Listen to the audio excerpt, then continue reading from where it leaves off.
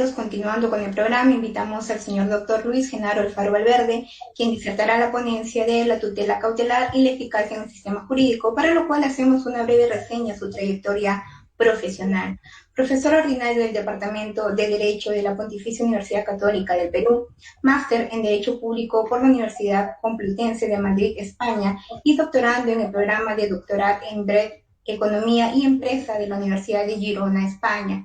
Sus áreas de investigación son el derecho procesal, razonamiento probatorio y derecho comparado. Se ha desempeñado como juez civil en la Corte Superior de Justicia del Santa y fiscal provincial civil del Distrito Fiscal del Santa. Ha sido docente en la Facultad de Derecho de la Universidad Nacional Mayor de San Marcos y en la Academia Nacional de la Magistratura. Es investigador en la Cátedra de Cultura Jurídica, Universidad de Girona, España. Miembro del Instituto Iberoamericano del Derecho Procesal y del Instituto Vasco de Derecho Procesal. También fue coordinador académico de la revista del Ministerio Público, Distrito Fiscal del Santa y de la revista judicial de la Corte Superior de Justicia del Santa.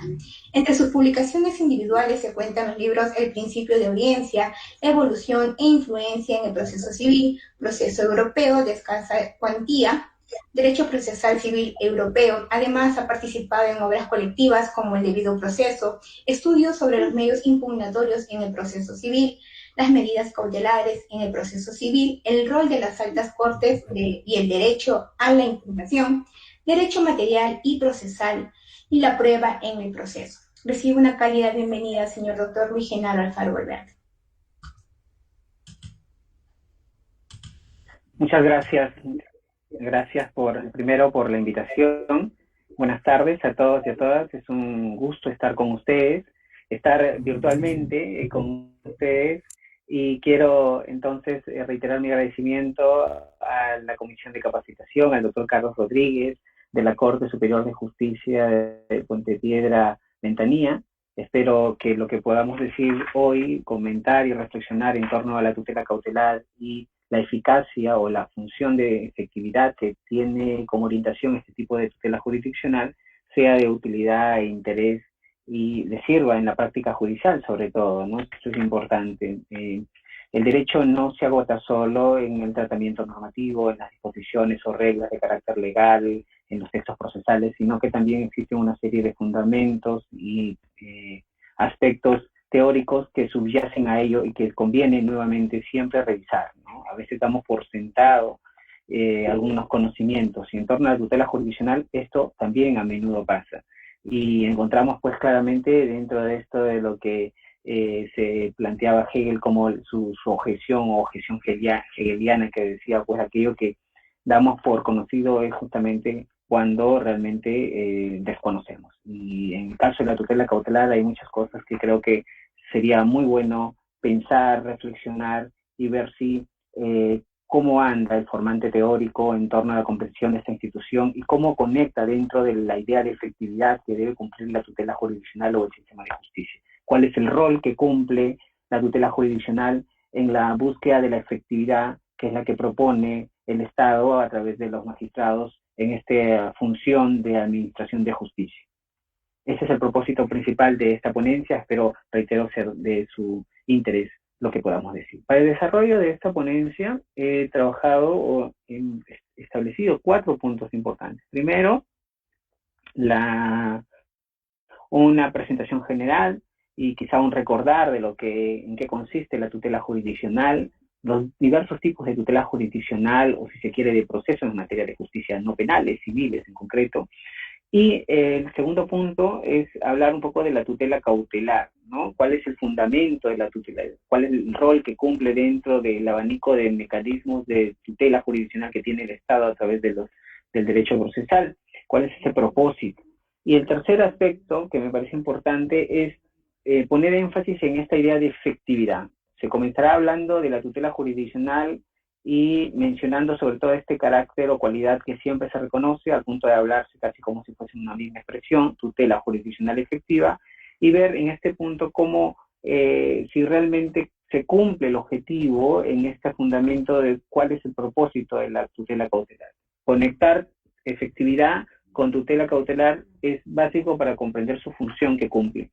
Pero finalmente, en el último punto, me interesa conversar y discutir, si se quiere, cómo es que este horizonte y esta orientación de la efectividad que enlaza la tutela cautelar no necesariamente debe ser, y esta ya es una parte más bien de un discurso prescriptivo, no debe ser alejada o extraña o excluyente del derecho al contradictorio.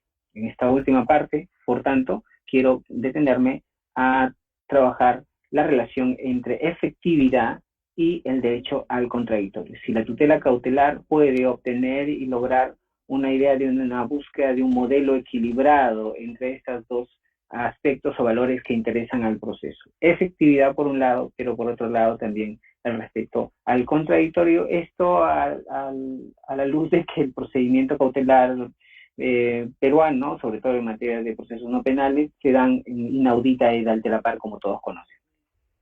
Así cerraré entonces mi ponencia. Comienzo por el primer punto. Tutela jurisdiccional. Todos sabemos que se trata de un derecho fundamental del justiciable que tiene que ver con un deber básicamente del Estado que promete a los ciudadanos administrar justicia, proteger sus diversas y múltiples situaciones jurídicas materiales que pueden verse en controversia o verse afectados, ¿no?, en el plano de las relaciones sustantivas. Es, por tanto, la tutela jurisdiccional un derecho prestacional, como en varias ocasiones ha dicho el Tribunal Constitucional al analizar sus características, ¿no? Es un derecho prestacional, se desarrolla a través de los jueces, de la Administración de Justicia, jueces y juezas, y por tanto, esta debe al menos desarrollarse siguiendo tres características importantes, ¿no? La doctrina nacional acepta, y también la comparada, por cierto, que toda tutela jurisdiccional debe ser, como diría Andrea Proto-Pisani, en principio efectiva. Todos identificamos esta característica. Les decía al inicio que, de hecho, tanto en la Constitución como en los códigos procesales suele enunciarse esta expresión así en tres palabras: tutela jurisdiccional efectiva. Es decir, se pone énfasis en la efectividad y quizás como algo importante, algo necesario de que las decisiones judiciales sean eficaces en la realidad. Esta idea de realización del derecho, que no se votaría simplemente en una decisión judicial fundada o estimada para el demandante, sino que requiere pues que se utilicen los mecanismos y las técnicas procesales adecuadas para garantizar su realización. En concreto y en la práctica, si alguien tiene un proceso de pago de dinero y si obtiene una decisión favorable, pues el Estado debe procurar las técnicas procesales adecuadas para que durante el proceso y también en la ejecución esto se logre finalmente, es decir, que el acreedor reciba el dinero que en el plano de las situaciones jurídicas materiales no se ha cumplido. Esto es efectividad. Pero recordemos que no es la única característica de la tutela jurisdiccional. En esta función que cumple el Estado, también debe tenerse en cuenta que esta debe ser adecuada, ¿no? Adecuada ¿a qué? A las diversas y múltiples situaciones jurídicas materiales. Por decirlo de algún modo, el diseño procedimental, porque no olvidemos que cuando hablamos de tutela jurisdiccional estamos haciendo referencia, al menos pues el bloque grande de la forma como se administra justicia es a través del proceso. Y por eso que se habla también en doctrina de tutela procesal de los derechos, o tutela procesal efectiva, también se ve uno en la literatura procesal. Pero ¿por qué se relaciona tutela jurisdiccional, proceso y situaciones jurídicas materiales? El proceso es el método, el medio a través del cual el Estado, mediante la labor de los jueces y juezas, desarrolla su función de la tutela jurisdiccional. El Estado desempeña este rol, esta tarea que le hemos encomendado, y lo hace normalmente a través de ese mecanismo estatal de solución de controversias, un mecanismo público, una herramienta pública que es el proceso. El proceso puede ser definido de diversos modos, un sistema de garantías, un método de resolución de controversias, etcétera, pero algo que no se puede dejar de identificar cuando hablamos de proceso es que es del Estado, es una herramienta del Estado, ¿no? El Estado, a través de los jueces, brinda esa tutela jurisdiccional. Esta idea, como en algunos sistemas procesales se le conoce como la tarea de administrar justicia o de juzgar y hacer ejecutar lo juzgado, ¿no? Entonces, es en esta idea en la que relacionamos tutela jurisdiccional como el deber que tiene el Estado de proveer justicia a los ciudadanos, y el proceso como el método principal que tiene el Estado para lograr ese propósito, es que nos encontramos de que el proceso debe responder a estas características de la tutela jurídica. Efectiva significa que en el diseño procedimental, y atención con esto, porque ahora que lo conectemos con la tutela cautelar, vamos a darnos cuenta que el camino que debe seguir la tutela cautelar, tanto en la práctica judicial como en el desarrollo teórico y normativo, debe estar alineado en este propósito. La efectividad, ¿ok? El proceso, por tanto, debe ser efectivo. Si la prestación jurisdiccional, tutela jurisdiccional, debe ser efectivamente realizable, de hacerse realidad lo que se establece en una sentencia, si por ejemplo en un proceso de reivindicación, que efectivamente el demandante recupere la posesión y la propiedad del bien, ¿no? Y no solo una sentencia fundada, les decía, pero también no olvidemos que la tutela jurisdiccional a través del proceso debe ser también adecuada, ¿no? ¿Qué marca, qué moldea el diseño procedimental en esta idea de ser adecuada? ¿Adecuada respecto de qué? Bueno, lo que determina, o al menos así debería ser, los modelos o diseños procedimentales es la naturaleza de las situaciones jurídicas materiales, ¿no? Es decir, ¿qué hace que un proceso sea más lato, más extenso, en donde el grado de cognición sea más plena? Es la naturaleza del derecho material. Las diversas situaciones jurídicas materiales deben ser las que moldeen el tipo de procedimiento. Así, por ejemplo, si pensamos en una pretensión compleja, bueno, que normalmente se le tipifica como tal, una nulidad de acto jurídico, ¿no? Entonces merece un procedimiento más extenso en donde haya tiempo para reflexionar, para el análisis de la actividad probatoria, para las defensas, etcétera. Así también, si pensamos en un procedimiento o una situación jurídica material que es muy urgente, que pues en la que está en juego el derecho a la vida, por ejemplo, y me refiero al tema de alimentos, entonces exigirá un diseño procedimental adecuado, más rápido, más urgente, ¿no? Que a menudo, en el caso peruano también, es el proceso sumarísimo, ¿no? Entonces, efectivo sí, pero además adecuada y finalmente oportuna. La justicia debe decidirse, debe darse a los ciudadanos en el tiempo que establece la ley. Es una idea muy básica en realidad. Sobre la base de esta frase de que justicia que tarda no es justicia, es importante que al menos en la práctica judicial se dé tiempo sido por la ley, ¿no? O si quiere a lo mucho hablar de un plazo razonable, ¿no? Está claro que a veces en determinados casos la situación, y lo digo desde mi experiencia jurisdiccional, pueden resultar a priori simples, sencillos, pero en el desarrollo del procedimiento pueden ser más complejos de lo que uno esperaba.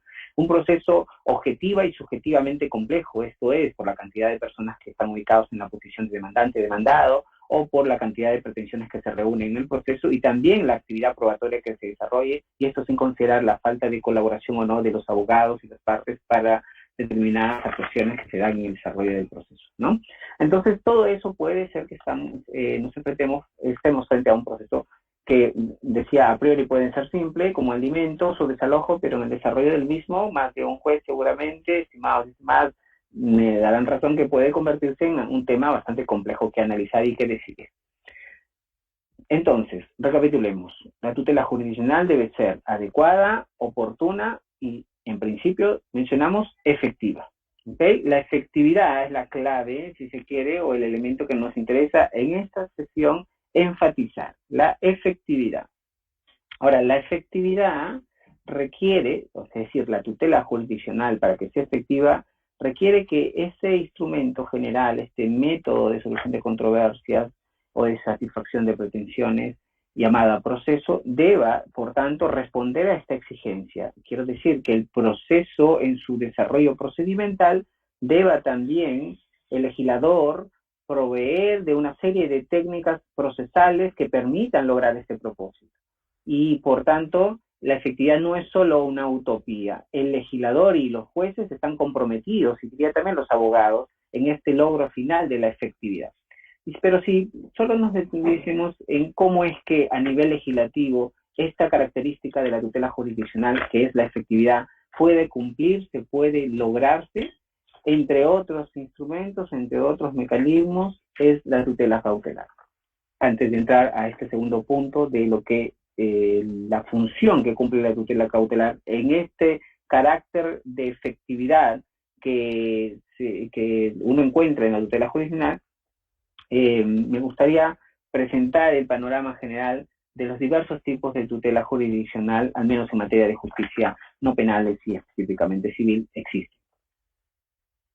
A saber, y esto está pues, bastante aceptado, hay bastante literatura sobre la llamada tutela jurisdiccional y los modos como a nivel procedimental o de procesos estos se van implementando, y en general se habla de una tutela jurisdiccional, llamémosla así, clásica, ¿no? Pero que siempre está presente. De hecho, es el primer referente para diseñar los procedimientos en tres aspectos: la tutela jurisdiccional o tutela declarativa o de cognición, ¿no? La tutela ejecutiva y la tutela cautelar. Ahí es donde vamos a darle especial mención. Pero solo para recordar, la tutela declarativa o tutela de cognición es un tipo de prestación jurisdiccional que se desarrolla en aquellos procesos de cognición en virtud del cual, pues, los justiciables parten de una situación incierta, y esto aquí tomo prestado la clásica explicación que refería el mismo Francesco Carnelutti, ¿no? Es decir, de una situación de incertidumbre, y finalmente la determinación del derecho, o como diría Goldsmith, la determinación de las expectativas y de posibilidades, como él calificaba el proceso como una situación jurídica, recién se establecerá en la sentencia. Goldsmith decía que cuando estamos en el proceso no puede hablarse propiamente de derechos, sino estos serán recién determinados y fijados por el juez en la sentencia. Bueno, en cualquiera de los casos, la tutela declarativa o tutela de cognición, ¿no?, parte de la premisa de que los justiciables, demandante y demandado, quienes se presenten en el proceso, entran en una situación de incertidumbre, ¿no?, de planteamientos de pretensiones, de resistencias, pero lo cierto es que al final, en la sentencia, el juez determinará a quién corresponde el derecho, por llamarlo de una manera. Esto se desenvuelve pues a diversas pretensiones, ¿no? Pretensiones pues de carácter constitutivas, pretensiones de carácter meramente declarativas, ¿no? O de condena. Es decir, procesos como pago de dinero entrarían dentro del proceso declarativo, pretensiones como una indemnización o pretensiones de reivindicación, etc. La idea es que en este primer tipo de proceso el juez declara el derecho, pero no solo ello, ya más, con más desarrollo constituye, puede modificar, puede extinguir un derecho, ¿no? O una situación jurídica material, piénsese en el divorcio o la misma nulidad de acto jurídico también, que pone fin a una relación jurídica en ambos casos, ¿no? Pero también una pretensión de condena, también se puede establecer. Es decir, aquellos que tienen como propósito establecer una obligación de dar, hacer o no hacer, ¿no? El proceso de pago de dinero es el ejemplo típico ahí de una obligación de dar.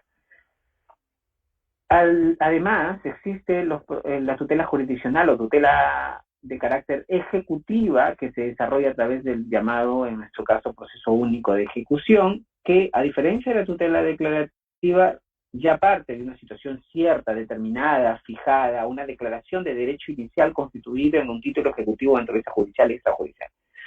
Esto quizás para algunos puede ser una obviedad, lo que estoy explicando, tengamos paciencia, ahora lo conecto finalmente con la tutela cautelar.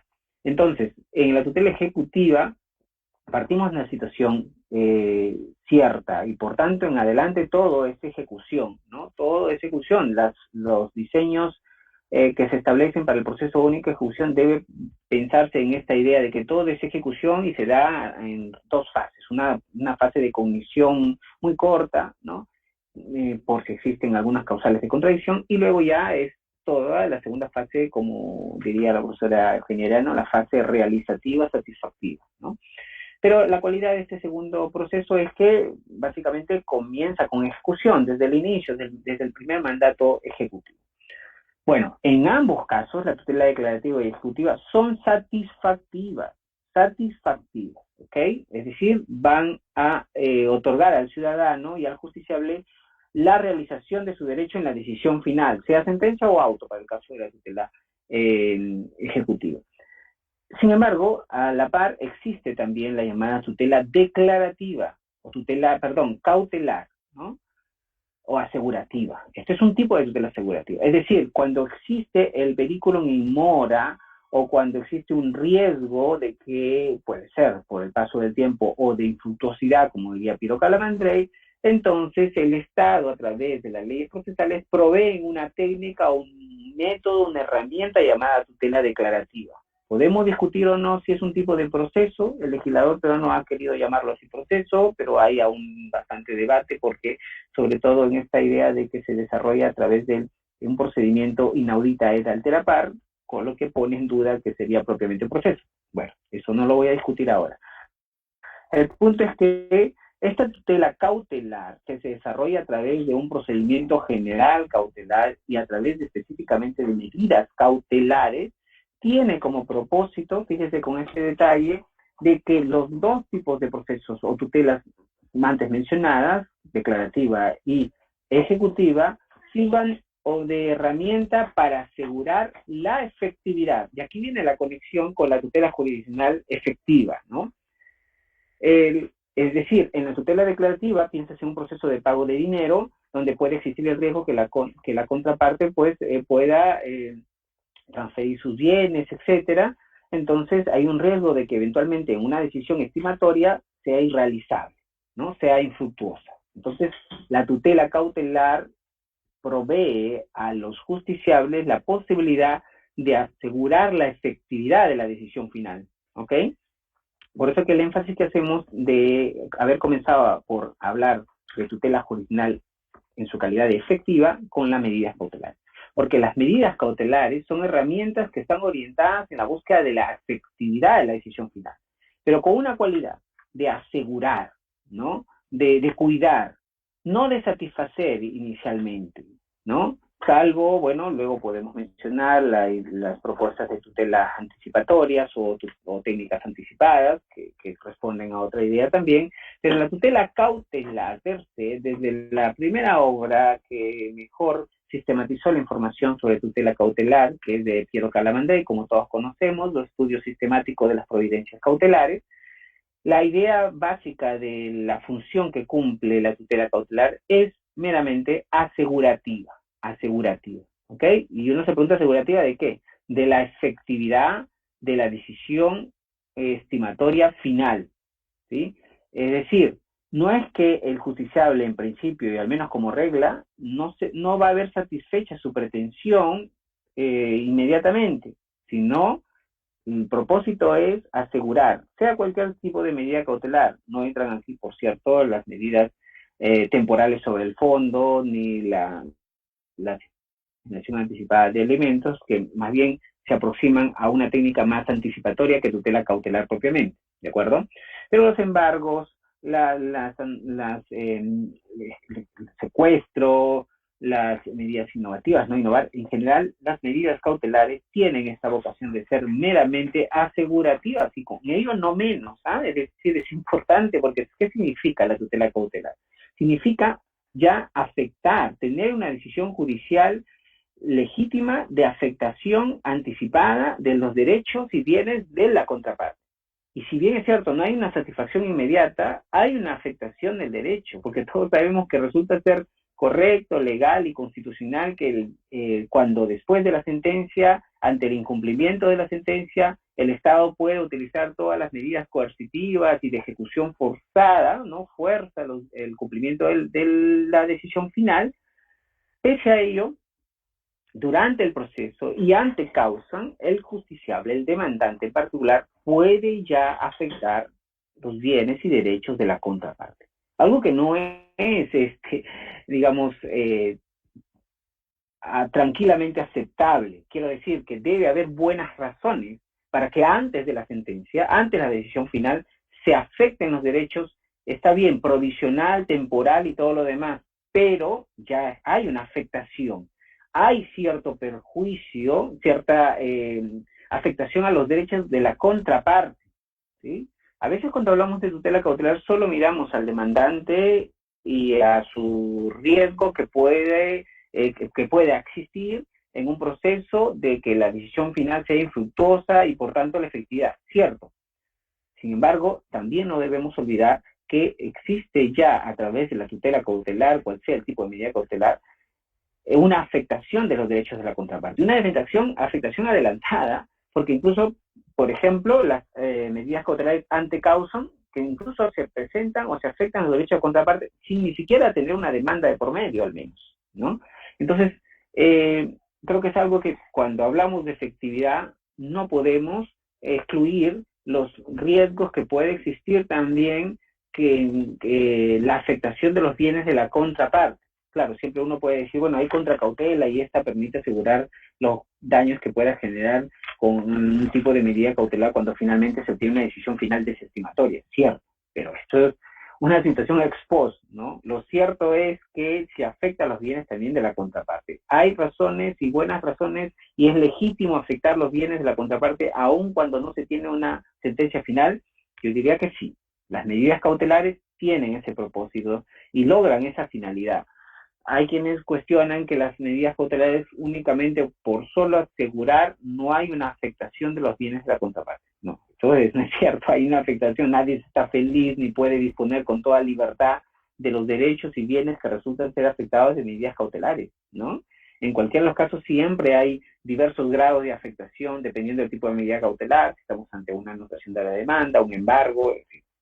De acuerdo, pero no se excluye la afectación anticipada del derecho de la contraparte o de los bienes, aun cuando no tengamos una sentencia estimatoria.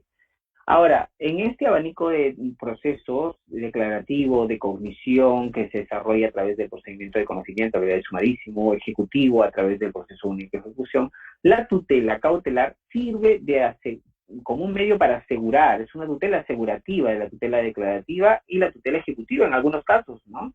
No está excluida la posibilidad de utilizar medidas cautelares en el proceso único de ejecución. Siempre en determinados casos, ciertamente, pero en la tutela declarativa es un lugar común, Ante causum, durante el proceso, incluso, aunque quizás esto no es muy técnico, se hablan de las medidas cautelares después de haber obtenido una sentencia favorable, ¿no? Con lo que ahí, bueno, no sería en rigor cautelar, sino más bien ejecutiva propiamente, ¿no? Ok, ese sería el rol y la función de la tutela cautelar. Entrando ya a la tercera parte de esta ponencia, quiero poner en relieve que una tutela jurisdiccional, conecto los dos puntos, que aspira a ser efectiva, no puede excluir de técnicas procesales que buscan asegurar esta efectividad. Vamos a ver, todos podemos estar de acuerdo que después de la sentencia pues viene la fase de ejecución y entonces el demandante va a buscar los bienes. El riesgo es alto. El periculum in mora es justamente el presupuesto, entre otros, para obtener una medida cautelar, ¿no? El peligro del retardo de obtener una decisión estimatoria, una sentencia, y el tiempo podría afectar claramente las expectativas y los derechos del demandante. Y entonces las medidas cautelares coadyuvan a este propósito. Ahora, la efectividad, por tanto, se logrará de la tutela jurisdiccional siempre y cuando una condición sine qua non, el legislador, la ley procesal, provea de adecuados tipos de medidas cautelares. Y todos los conocemos, las típicas y atípicas, o mejor, las para futura ejecución forzada, las temporales sobre el fondo, las innovativas y no innovativas. En cualquiera de estos casos siempre debe no perderse de vista la efectividad. Asegurar la efectividad de la tutela jurisdiccional dependerá de que el legislador provea de una adecuada lista de medidas cautelares adecuadas, pertinentes para la situación jurídica cautelable en particular, ¿no? Ahora bien, solo lo menciono de manera muy general. En el derecho comparado también se habla de tutelas anticipadas o tutelas anticipatorias, que es una propuesta que no solo se limita al aseguramiento, no solo está pensado en garantizar la efectividad, sino que ya efectiviza anticipadamente la situación jurídica material a establecerse en la sentencia. Un tipo particular de tutela anticipada podemos encontrar, bueno, esto puede discutirse, en la llamada asignación anticipada de alimentos, ¿no? La asignación anticipada de alimentos no solo, fíjese este detalle, por eso que podemos, con ciertas precisiones, decir que la asignación anticipada de alimentos no necesariamente responde a esta idea base de asegurar, porque ya anticipa, ya el justiciable o la justiciable en un proceso de alimentos va recibiendo mes tras mes lo que eventualmente sería fijado en la sentencia. Entonces hay una satisfacción anticipada. Reitero, la tutela cautelar no satisface, es una tutela asegurativa y por ello no menos, ¿no? Ya les dije que significa para la contraparte, porque dentro si quisiéramos calificar a la tutela cautelar como un proceso propiamente, también significa mirar a la contraparte, no solo al demandante, sino al demandado. Ok, entonces ahí está la relación de efectividad y la finalidad de la tutela cautelar. Ahora quiero, en esta ya casi última parte, relacionar la importancia de la efectividad, este valor necesario que persigue la tutela jurisdiccional, además del criterio de ser adecuada y oportuna, con qué es lo que pasa con la contraparte, ¿no? Porque normalmente, o a menudo, el discurso de la tutela cautelar siempre se le asocia únicamente a la parte activa, a la parte demandante, ¿no? Porque efectivamente es quien lo solicita, pero no es el único que está en el proceso, también interesa la contraparte. La contraparte, el demandado, el ejecutado está presente en el proceso, interesa también sus derechos, porque si quisiéramos hablar no solo de la tutela jurisdiccional, sino también, ¿no?, de su prima hermana debido proceso, que está previsto en la Constitución conjuntamente con la tutela jurisdiccional, pues nos lleva a pensar que efectividad, perfecto, pero también un sistema de garantías que debe brindarse a la contraparte, el demandante y demandado, ¿no? Y la contraparte interesa también, ¿de acuerdo? Entonces, es bastante conocido que, de acuerdo a las reglas procesales, sobre todo en los procesos no penales, en particular el proceso civil, el procedimiento, el modo como se tramita o se desarrolla la tutela cautelar es inaudita, es altera pars. Es decir, mientras la tutela declarativa, la tutela ejecutiva, por más incluso la ejecutiva, por más que título cierto, contenido en un título ejecutivo de naturaleza judicial o extrajudicial exista, ¿no?, siempre se escucha la contraparte. Siempre en el diseño procedimental está presente la contraparte. Es decir, la oportunidad que la contraparte participe antes de la decisión final está garantizada. Sin embargo, en la tutela cautelar, el procedimiento es siempre inaudita. Hay una sola regla, ¿ok? Esto que ahora voy a comentar o estoy ahora mismo explicando, de repente no para todos puede resultar, digamos, pacíficamente aceptable, ¿no? Porque siempre podemos debatir y diciendo, bueno, es que ahí el riesgo es muy fuerte, que la contraparte cuando se le pone en conocimiento de una medida cautelar puede resultar afectada en sus expectativas, dado que cuando se le notifica de una medida cautelar, de un embargo, por ejemplo, si es que fuese con contradictorio previo, entonces inmediatamente transferiría sus bienes. Esto es una posibilidad, ciertamente, ¿es un riesgo? Por supuesto que sí, pero preguntémonos si es suficiente como para hacer únicamente una regla que es inaudita altera pars. Quiero decir, como diría el profesor Elio Fasaladi, si el proceso es entendida como un procedimiento en contradictorio, difícilmente podríamos aceptar en nuestro sistema que la tutela cautelar sea, por más que le o un proceso, sea un proceso, ¿no? Es a lo mucho un procedimiento, sin embargo, el hecho de que el contradictorio sea diferido, ¿no? Porque aquí hay bastante literatura nacional que dice, bueno, no es que el contradictorio no exista, está presente, pero se difiere, se prolonga, ¿no?, a otro momento. Es más, cuando uno revisa la literatura procesal, sobre todo desde un tiempo atrás, desde que salió publicado el mismo Código Procesal Civil, una de las características que hoy no sé si esto que me agregaba dentro de los manuales que hablaban de tutela cautelar o los principales artículos que se publicaban, se decía que esta deba decidirse de manera reservada, ¿no? En secreto casi. En un Estado constitucional, que las decisiones judiciales sean en secreto es fundamentalmente la atención, no sé si a ustedes, ¿no? Pero uno se preguntaría, ¿existen buenas razones para que el Estado peruano, a través de sus leyes procesales, se hayan aceptado que efectivamente este tipo particular de tutela jurisdiccional sea de manera reservada o secreta, ¿no? Que no solo significa un prejuzgamiento, significa pues que es provisional, temporal, etcétera, sino que también en la literatura procesal hay quienes agregan este carácter, secreto reservado. Y el fundamento que a menudo se dice es que, bueno, las medidas cautelares se deben emitir sin que escuche la contraparte o que sin que participe la contraparte, porque existe este riesgo muy alto de transferencia de los bienes, de que sea infructuosa finalmente si le pone conocimiento a la contraparte. Eso no es del todo cierto, estimados y estimadas, por más que de repente pueda sonar chocante lo que voy a decir.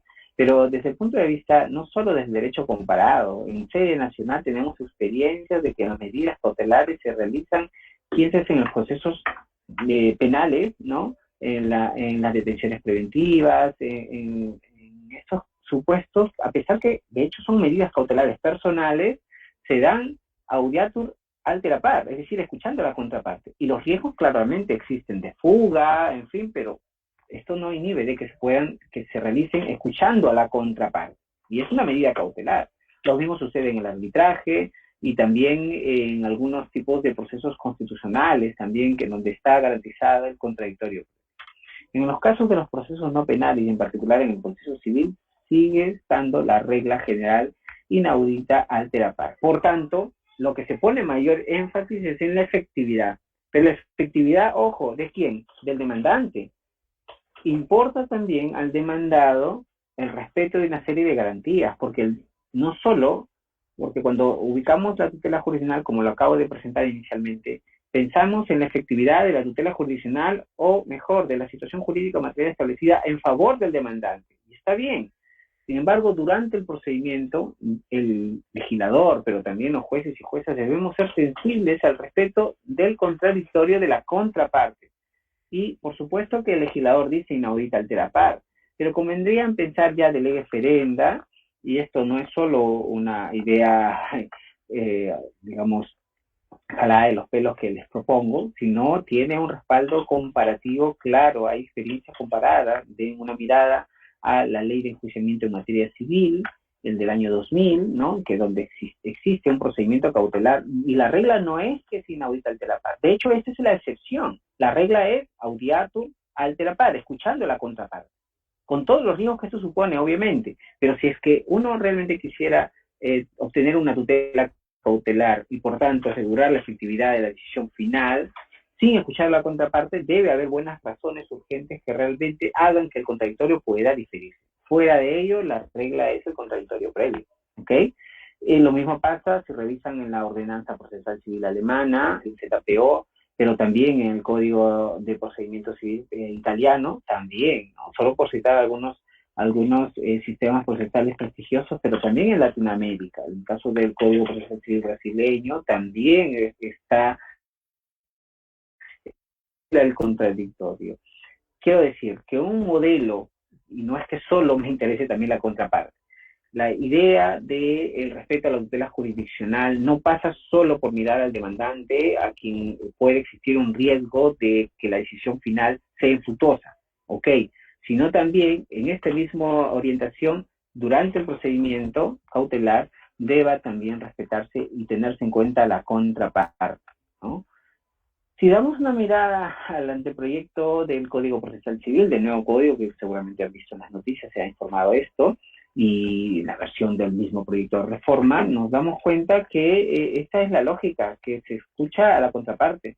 Es decir, el modelo al que propongo y he sugerido en algunas publicaciones, que denomina un modelo equilibrado, ¿no?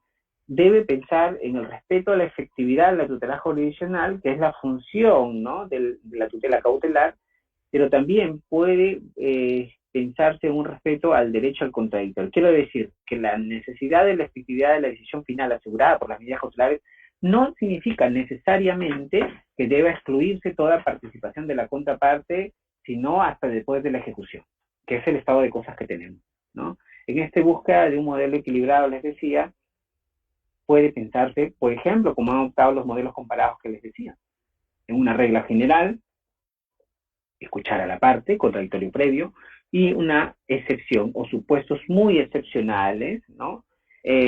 Pensado en inaudita altera par. ¿Ok? Nosotros hemos, ciertamente, para ir cerrando esta exposición, hemos ganado bastante en la incorporación de la oposición, ¿no?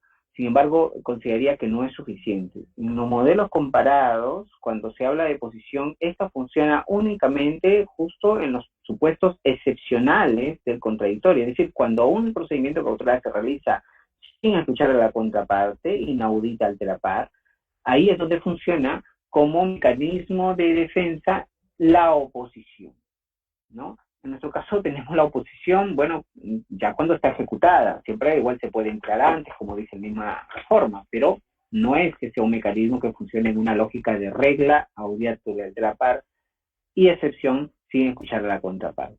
No estaría de más, y esto, reitero, es una propuesta de ley referenda, ¿no? Pensar en una regla general que signifique que en algunos casos, y diría, no está de más también pensar de repente, enfatizar en algunos tipos específicos de medidas cautelares en donde la afectación del derecho de repente no es muy gravoso, pienses en una anotación de la demanda, ¿no? Que puede hacer escuchando a la contraparte, ¿sí? Y excepcionalmente puede tramitarse como hoy por hoy la ley procesal establece.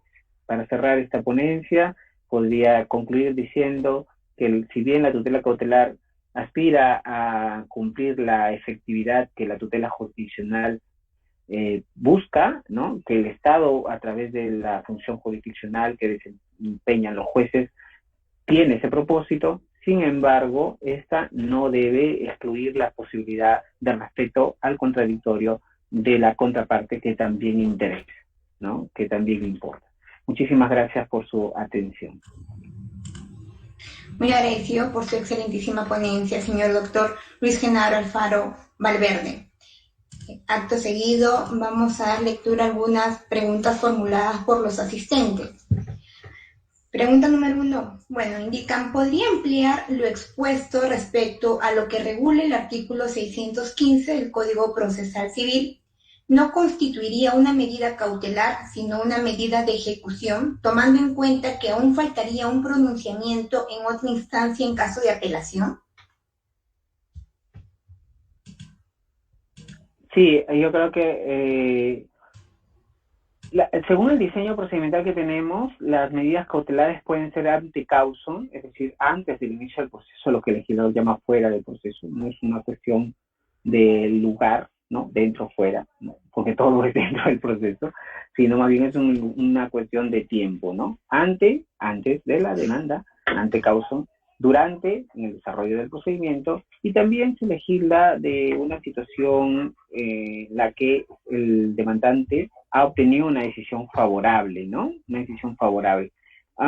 Claro, siempre estamos frente a una de las características de temporalidad, ¿no? O provisionalidad, si se quiere, sea antes, durante o en el caso de después, diría que esto ya no es propiamente así porque ya se habla incluso de una medida no cautelar, sino de ejecución, ¿no? Quiero decir que si bien el diseño procedimental de los momentos en los que puede solicitarse las medidas cautelares comprendería después de haber obtenido una sentencia favorable, en rigor este tipo de medidas ya no serían propiamente cautelares, porque ya no se buscaría asegurar nada, porque ya hay una decisión final estimatoria. Lo que seguiría de ahí es entonces, como algunos han sostenido, son medidas ejecutivas, ¿ok?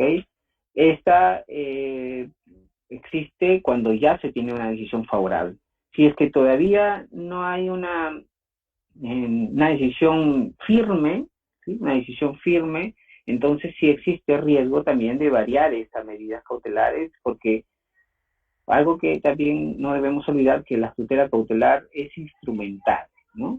Calamandrei hablaba del instrumento al calificar la medida cautelar. Entonces hay una relación de dependencia de la situación jurídica del proceso principal, por llamarlo así. Quiero decir que si se ha obtenido una decisión desfavorable en segunda instancia, las posibilidades de vigencia o permanencia de las medidas cautelares son menores. Muchas gracias por la respuesta, señor doctor. Otra pregunta, ¿qué alternativa podría sugerir en caso de modificación legislativa respecto a la efectividad de la tutela jurisdiccional en favor de quien litiga con el Estado, el cual tiene ciertos privilegios?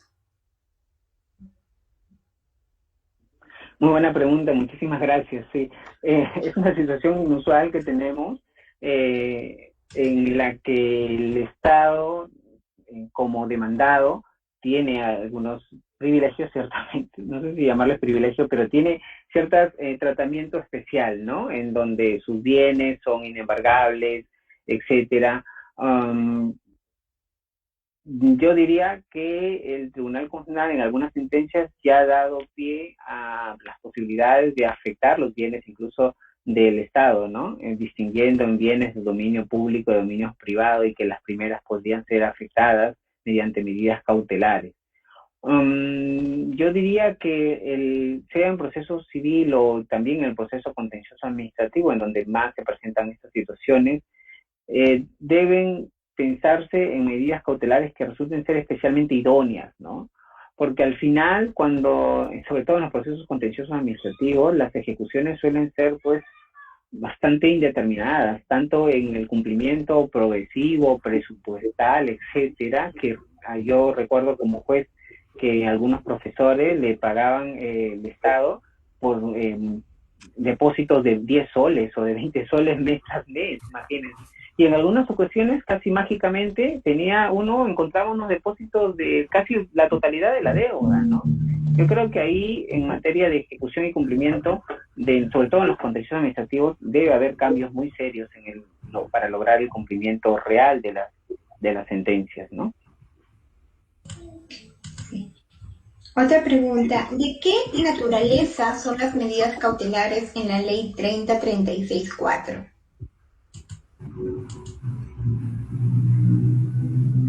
A ver, ahorita no recuerdo el número exacto, ni si me ayudas de qué se trata esta ley, Creo no que sé se si es el refiere a las medidas procedimiento de protección. simplificado.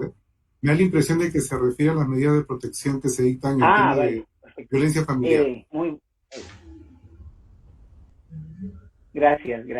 Para un ex fiscal civil y familia, este es un delito no acordarse de estas nuevas leyes. Salí de la fiscalía ya hace 6 años. Pero sí, teóricamente este tipo de medidas de protección, en donde me acuerdo cuando era fiscal, pues una de las principales medidas en materia de violencia familiar eran las medidas de protección. Es un tipo de medida cautelar en principio. Un tipo de medida cautelar personal. Un tipo de medida cautelar personal porque atiende a establecer medios o formas que buscan el cuidado de la víctima o de la persona que está afectada de violencia familiar, como el distanciamiento, que la persona agresora pueda mantener una distancia suficiente, también la salida del hogar. Este tipo de medidas son medidas cautelares en buena cuenta de carácter personal. Muchas gracias por la respuesta. Una última pregunta, señor doctor. ¿Se puede apelar una resolución que declara fundada una medida cautelar? Muchas gracias, muy buena pregunta. Fíjense, en el modelo del CPC del 93, la única posibilidad de participación de la contraparte era con la posibilidad de apelar. Con la ejecución se le ponía en conocimiento y esta podría apelar. Hoy se ha establecido, después de unas reformas, la posibilidad de la oposición, que comentaba hace un momento, ¿no? Es decir, que la parte afectada con la medida, una vez ejecutada o cuando toma conocimiento, que es una parte que es bastante también riesgosa, porque uno se preguntaría cómo es que se toma conocimiento antes que le notifiquen a la contraparte, pero bueno, así está prevista la ley. El punto es que el mecanismo adecuado sería la oposición, ¿no? La herramienta o instrumento que el ejecutado tendría o demandado tendría para hacer frente a la medida cautelar sería la oposición. Luego de la sanción que resuelve la oposición, puede recién apelarse. Entonces, el procedimiento pasa por, primero, ejercer el derecho de la oposición, en la que subyace el derecho al contradictorio, diferido pero contradictorio, y luego ya la actividad impugnatoria ante la decisión obtenida como consecuencia de lo que se decida sobre la oposición, ¿no? Muchas gracias por la respuesta, señor doctor Luis Genaro Alfaro Valverde. Permítame, doctora Marisol, sí, una de las preguntas que se le ha hecho al doctor Alfaro es respecto de la situación de quien litiga contra el Estado, y en efecto, esto de determinar si se trata de bien público o si se trata bien de dominio público o o privado, es un problema para el litigante, ¿no? Porque normalmente quien tiene la posibilidad de brindar la información o tener la información es el Estado y no los usuarios, ¿no? Quisiera saber tu opinión, o si tal vez tiene algún alcance, cómo se maneja esto en instancias internacionales, o sea, en la legislación comparada, ¿no? Si tienen resuelto este tema de que si es la entidad la que debería regular legislativamente qué bienes o qué podrían ser afectados cuando se litiga contra el Estado, o si siempre está librado pues a los vaivenes del proceso, ¿no? Lo que se puede establecer, porque a veces ahí justamente el nudo del tema es en esa etapa, ¿no? El justiciable quiere cobrar una suma de dinero o quiere un derecho, y sin embargo se podría afectar bienes de uso público, servicios públicos. Ok, sí, muchísimas gracias. Esta es una realidad que tenemos, ¿no? Sobre el cumplimiento de las decisiones judiciales por parte de las entidades públicas. A ver, la opción legislativa que tenemos de por sí no es mala, ¿no? Es decir, en esta idea de requerir a la entidad pública de que proporcione información de aquellos bienes o derechos que puedan ser pasibles de afectación, ¿no? Pero el problema es si realmente hay una información sincera, genuina de ello. A menudo cuando se hacen esos requerimientos no hay nada que afectar, no hay nada. Sí. Y es más, en algunas ocasiones yo recuerdo como juez, ni siquiera decían y siempre se escudaban en esta idea, en esta previsión legal que es inembargable y por tanto no se respondía nada. En el derecho comparado, bueno, no es que sean más sinceros, pero sí esta idea de requerir bajo apercibimiento, incluso de denunciar al funcionario público, ¿no? En caso que no informe adecuadamente, se mantiene la misma. Es decir, el juez exige, requiere que la entidad pública proporcione información sobre los bienes o derechos que tienen para ser eventualmente afectados, y bajo apercibimiento también de utilizar los mecanismos coercitivos que también tenemos nosotros, ¿no?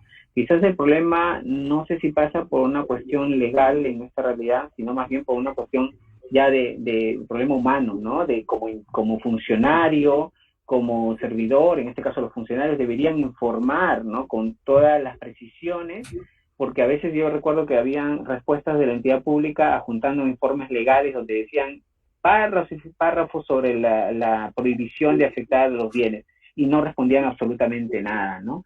Esto, alguien recuerdo que dijo ya de manera más informal, decía, bueno, eso pasa por una voluntad política, decían, del cumplimiento de algunas prestaciones.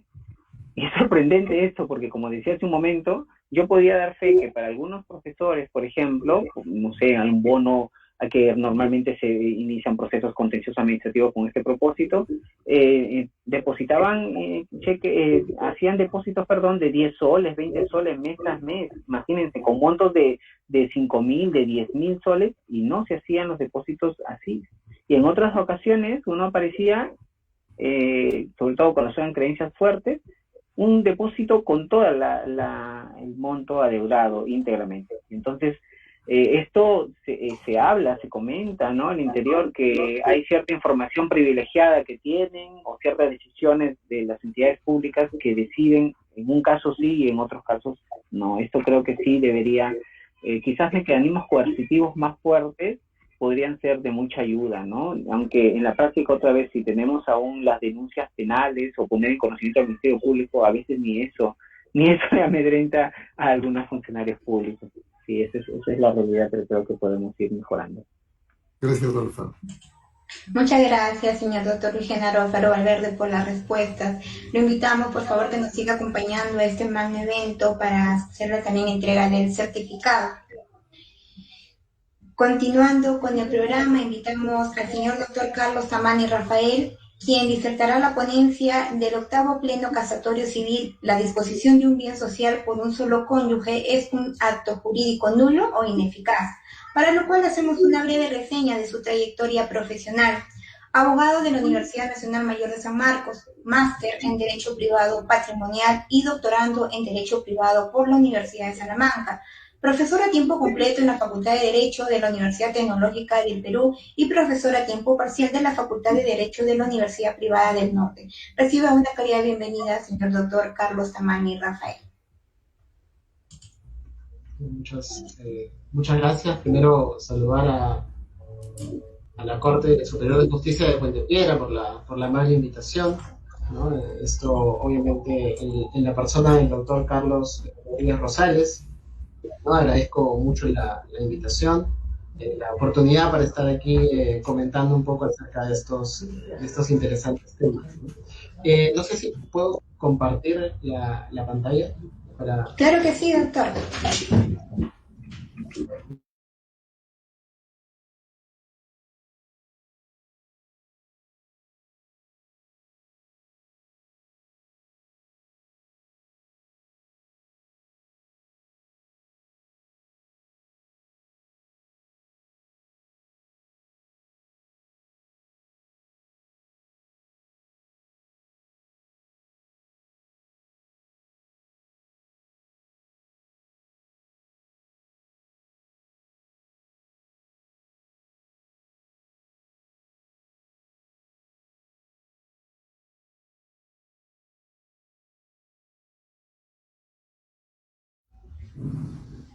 No, básicamente de lo que vamos a hablar el día de hoy es un poco acerca de los antecedentes de este problema, los temas vinculados a la legitimación del negocio jurídico, la compra-venta de bienes ajenos, los alcances del artículo 315 del Código Civil y, bueno, la regla que ha establecido el octavo Pleno Casatorio en lo Civil y algunas conclusiones en torno a este marco que estoy proponiendo, ¿no? Primero hay que señalar que en principio el problema viene dado en atención a esta disposición de bienes de la sociedad conyugal, ¿no? De parte de uno de los cónyuges, es decir, sin que cuente con una autorización o con un poder que lo autorice de parte de su cónyuge para poder realizar este acto de disposición, ¿no? Ese es, digamos, el problema tal cual sería planteado. Y existen alrededor de esta figura, pues, diversos pronunciamientos que se han declarado, y bueno, no solamente pronunciamientos, sino también la doctrina nacional se ha pronunciado de maneras diferentes respecto de esta controversia, ¿no? Declarando en algunos casos, o proponiendo, digamos, en algunos casos la nulidad y en otros casos la ineficacia en sentido estricto respecto de estos contratos, ¿no? En principio la nulidad, pues, en algunas ocasiones ha sido señalada que debería sustentarse en una falta de manifestación de voluntad, una falta de declaración de voluntad, o también en las causales vinculadas a ser contrario, pues, al orden público, a las buenas costumbres, en buena cuenta, ¿no? Entonces tenemos un poco este panorama, claro. Cada una de estas posiciones tiene una fundamentación. Normalmente las vinculadas a la nulidad están vinculadas, pues, a salvaguardar, a tutelar, a proteger el interés de la familia, ¿no? El patrimonio familiar que se está buscando proteger también a través de este 315, ¿no? Sin duda alguna, eso era lo que estaba pensando el codificador, ¿no? El profesor Cornejo Chávez, cuando plantea, digamos, este artículo 315, que recoge también en buena cuenta lo que ya se encontraba en códigos civiles previos, ¿no? No es tampoco una figura que sea necesariamente novedosa, pero implica una modificación. Quizá el mayor problema del 315, que lo vamos a ir viendo, digamos, está vinculado a que se precisa, digamos, qué es lo que no se puede hacer, pero no se indica cuál viene siendo la sanción respecto a esa circunstancia que no se va a poder, digamos, atender, ¿no? Entonces, estaríamos, pues, en ese escenario, ¿no? Ahora bien, existe también la posición más allá de la nulidad, digamos, que estaría planteando el tema de la ineficacia por falta de legitimación para disponer. Vamos a ver igual ahora de qué estamos hablando cuando hablamos de legitimación.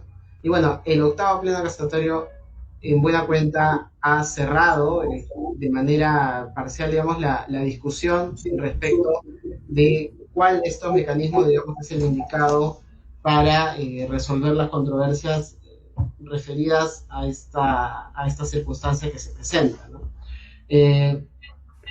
Entonces vamos a entrar, digamos, en materia propiamente. Hay una figura que viene, digamos, del derecho italiano, que es la legitimación, ¿no? Que básicamente se plantea como una cuestión distinta por ejemplo, la capacidad, que es esta aptitud que yo tengo de ejercer por mí mismo mis derechos, de ser finalmente un centro, ¿no?, de imputación de derechos y deberes, sino que más bien la legitimación está pues vinculada a esta posibilidad que voy a tener de generar efectos legales, efectos jurídicos al momento de realizar estos negocios, ¿no? Entonces, en buena cuenta, ¿esto qué quiere decir? Quiere decir que si yo celebro un contrato de compra-venta, como soy el propietario, tengo la legitimación para que este contrato de propiedad tenga, pues, en efecto, estos efectos traslativos de propiedad, ¿no? Yo puedo, en ese caso, ostento un poder de disposición para generar efectos jurídicos respecto de mis bienes, respecto de este patrimonio que me pertenece. Entonces, ¿esto qué quiere decir? Quiere decir, pues, que solamente aquel que se encuentra legitimado es aquel que va a poder, en efecto, liberar efectos legales como tal.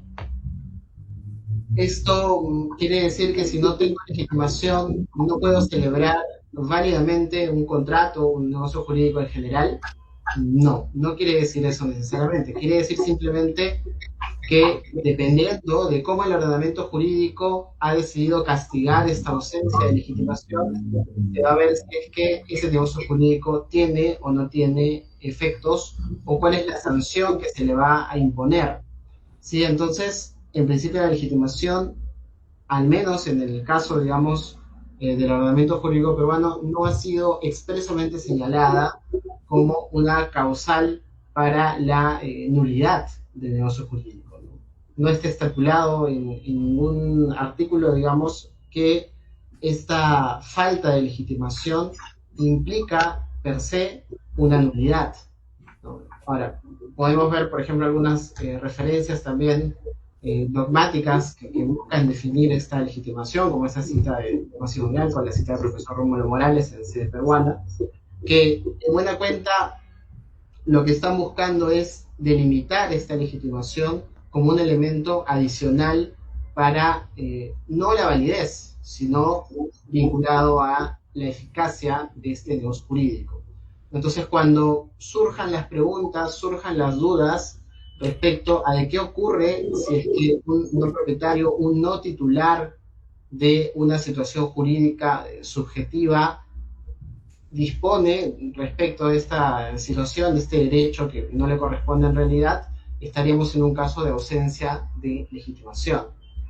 Y por ende surge la pregunta, ¿no? ¿Qué pasa? ¿Qué es lo que el ordenamiento ha establecido? Y en el caso peruano, como he señalado, no hay una sanción en esa circunstancia propiamente que esté, pues, vinculada a determinar una nulidad. Por lo tanto, si alguna sanción podemos estimar que hay, como vamos a ver ahora, podríamos hablar en todo caso de una ineficacia. Y aquí me parece importante, pues, recordar lo que se señala respecto de la compra-venta de bienes ajenos.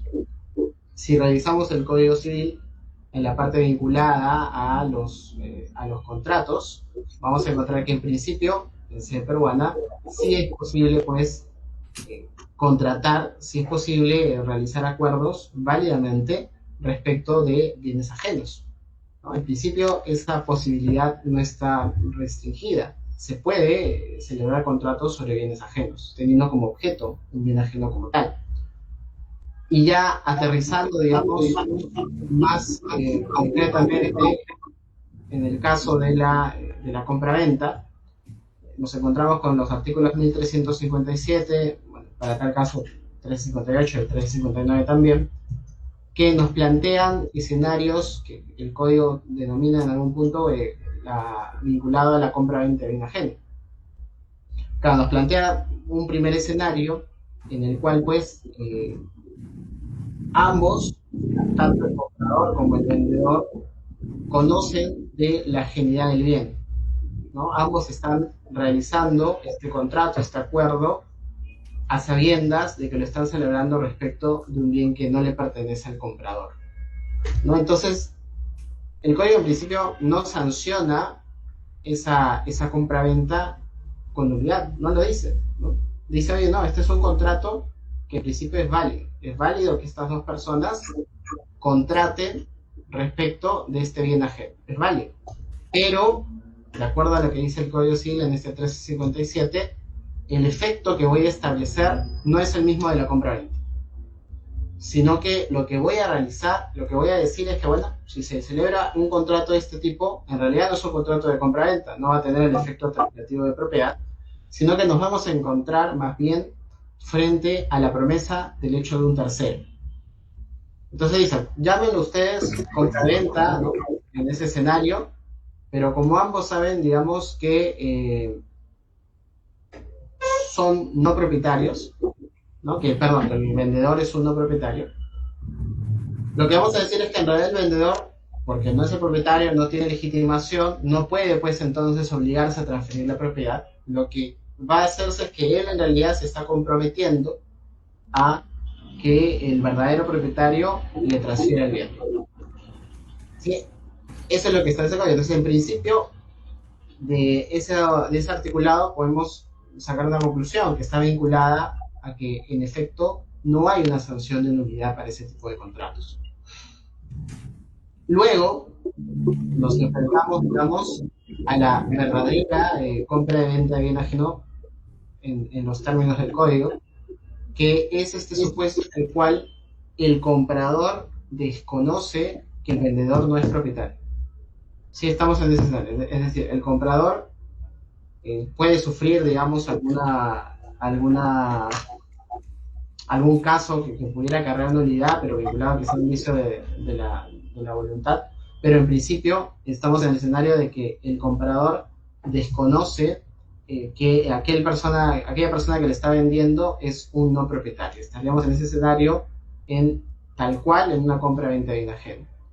Y ahí tampoco, ni siquiera en ese escenario tan radical, digamos, el Código Civil nos indica nuevamente que estemos frente a un caso de nulidad, ¿no? Sino que nos señala que la sanción frente a esa circunstancia va a ser la rescisión, ¿no? La posibilidad de que el vendedor rescinda ese contrato. Y la rescisión es un remedio que está vinculado a la ineficacia. Es cierto, es una ineficacia muy particular, que viene siendo retroactiva, que igual es algo que se encontraba al momento de la celebración del contrato, pero no es una nulidad, ¿no? La sanción sigue estando en el marco de la ineficacia, ¿no? Entonces, seguimos viendo, por ejemplo, en estas dos circunstancias de la compra-venta de bien ajeno,